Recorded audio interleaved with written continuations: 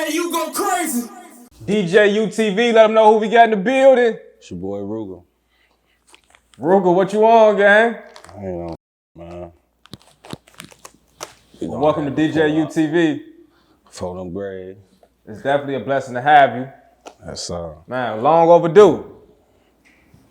Yeah, this shit well overdue, man. Ain't it? Yes, sir. What's been going on with you lately? We know you got a fight coming up, but how's your mental space right now? Yeah, I'm chilling. You know, normal, day-to-day basis.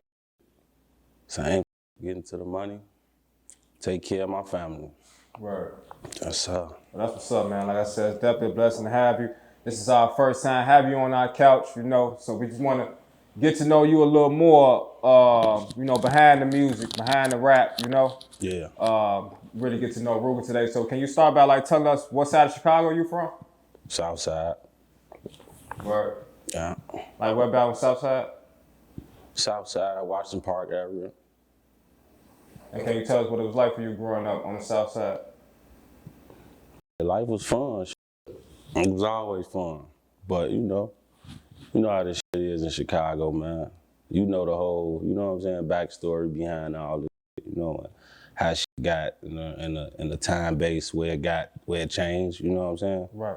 But it was good though, you know, I had a good childhood. My OG made sure we was straight, you know what I'm saying? It was 5 of us, 5 boys in one household. We went to school, you know what I'm saying? But some of us got locked up, dropped out at early ages and shit. You know how that be. Right. So your mom was a single mother of 5? Yep, but my little brother did it. They was together. Okay. And my mama was married. Okay. So you say you was raised by your stepfather? Les. Big Les. Okay. That's Scrapp daddy. Okay. See what I'm saying? Okay. So that's not your biological father? Nah, that's not my biological father. Okay. You feel me? But okay. That's my pops. Right. I've been around, he been in my life since I was 4 years old, 3 years old. Okay. You know what I'm saying? Okay. I can relate. But that's my little brother side of his family, you know what I'm saying? Right. Yeah. Right. Okay, cool. I didn't know that. So we learned something already. But this shit family. You know what I'm saying? You can't take none, you know what I'm saying? That's family. Yeah, for sure. But tell us about your little brother Scrapp, man. 'Cause we hear his name a lot, you know, Scrapp Gang and stuff like that. What was y'all age difference? This is your little brother? Scrapp died at 17, and I was that was 2014. I think I was 21. We got a four-year age difference. You know what I'm saying? Okay. That was my youngest brother though. Okay. Yeah. So how was he growing up? Was he a problem child? Scrapp was growing up when he was younger. You know, he was into basketball and shit. You know, just normal kid shit. But you know, due to the neighborhood we was living in, type of neighborhood we was in, you had to just grow a little faster. You know what I'm saying? Shit was going on. So he grew up hanging. We had friends that, you know, everybody got friends where they start picking up these habits and shit. So he was just out in the streets, you know? Mm-hmm. But shit started going down, you know? He had to, you know what I'm saying? We was there, wasn't no ducking that shit, you know what I'm saying? So you gotta protect yourself at the end of the day. Right. But little bro, he was a good person though, you know what I'm saying? Funny as hell. Tough as hell too though. Scrapp was the toughest nigga in the hood. I ain't gonna lie, the toughest nigga in the hood. You couldn't even play with little bro like that. On some real shit. Why a lot of niggas be playing with him. A lot of these niggas wouldn't play with him. He was hell on some real shit. Yeah. And when we did our little research, or when we did our homework, whichever method you like to use, we learned that Scrapp was fighting a murder at age 14. Yeah. Did he beat the murder or? Yeah, he beat it. Okay. Yeah. So how was it being his big brother and having a little brother, fighting such a serious case at a young age? See, when he got locked up, I was in a joint. I was in Vienna. I did a year. This was I got locked up 2010 and got out 2011, a whole year. but he got locked up 2011 before I got out of jail. Okay. Now I'm on my way home on the bus. Now I call my OG. I'm like, it's around Thanksgiving time. I'm happy as hell to be home. You feel me? She like, I got some news, some bad news. What you mean? What? She like, your brother. She like, it's your brother. It's Brian. I'm like, yeah.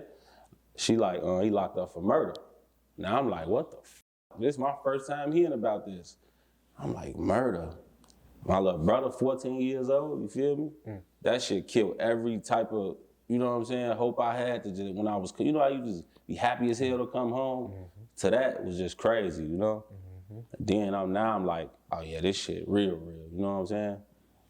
So yeah, that shit was real for the family, just to see my little brother go through that, my mama go through that shit. Yeah. Pops go through that shit. Yeah. Yeah. You mind tell us what did you have to serve a year for? A gun. Okay. Yeah. Possession of a firearm? Yeah. Was there a reason why you had to carry firearms back then? Shit, it's Chicago. You know how Chicago is, man. And that was back in what, 2010?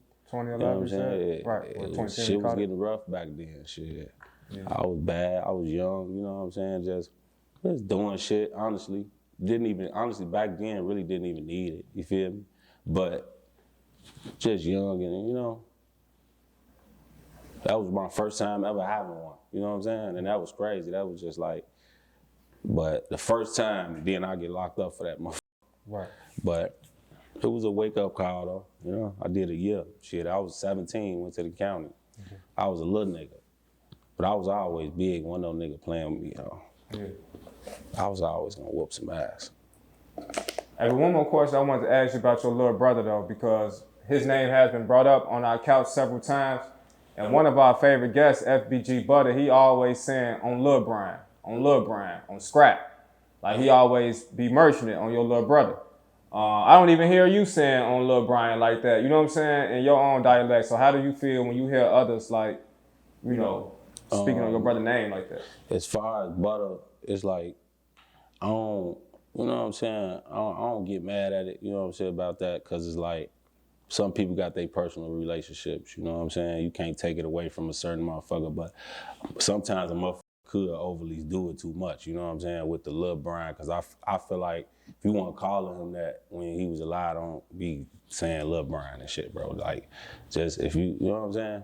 But he know him, you know what I'm saying? Butta got a baby by Duck's sister, you see what I'm saying?